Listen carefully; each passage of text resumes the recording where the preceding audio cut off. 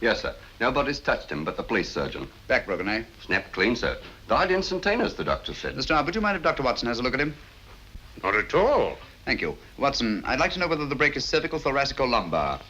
And I'll wager it's lumbar. Oh, tosh. Who found the body, Murdoch? She did, sir. His housekeeper. Oh. Said she came in to clear away his supper things and found him lying there. And that's the first and last word we've been able to get out of her. Oh, it is it? Well, I'll soon get a word out of her. Here, you. I shouldn't do that if I were you, Lestrade. Why not? The woman's suffering from shock. Close to catalepsy, if you ask me. I ain't asking you, Mr. Holmes. Naturally. Get her out of here, Murdoch. Get her to an hospital. Can't you see she's suffering from shock? Come on now. Nobody's going to hurt you.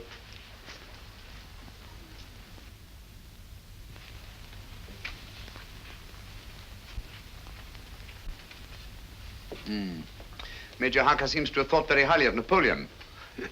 He's rather overdone it. I don't think much of that one. Where was the break, Watson? One of the lumbar vertebrae, as you thought. The third vertebrae. I can't for the life of me imagine how it happened. I can. Oh, really? Well, it happened just as I thought. The housebreaker comes in through this window over here. So you see, Mr. Sherlock Holmes, I shan't be needing you after all. Simple as ABC, isn't it? Yeah. The murderer comes in through that open window. Major Harker's having supper over there with his back to him. Carry on.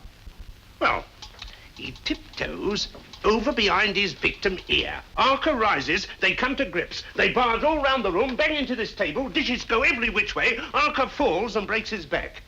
Simple, ain't it? So simple, my dear Lestrade, as to be almost childish. For instance, will you kindly explain how the dishes that were on this table could have been knocked off in the struggle and this silver milk jug left standing and all these knives and forks and spoons in perfect arrangement? Well, Mr. Holmes, if it's the psychology of knives and forks and milk jugs you're talking about, I beg to be excused. I'm trying to account for this broken china, Lestrade. That's the outstanding feature of this case, whether you know it or not. All these broken plates, plaster ornaments, bric-a-brac. Why was all this china smashed? Nothing else disturbed. Why? Yes, and how about his back being broken? A man can't just fall down and break his back in that casual way, you know? Right you are, Watson. External forces indicated. There's no doubt about it. Major Harker's back was broken deliberately. I suppose you're going to tell us just who did it. Yes, I think I can. I've never known but one killer who used that technique. What? Oh, come on, he's dead and done for. You remember him? Am I likely to forget the Oxton Creeper? Oxton Creeper? Oxton Horror, I called him. A monster, Watson. With the chest of a buffalo and the arms of a gorilla. His particular method of murder is back-breaking. And it's always the same. A third lumbar vertebra. How horrible.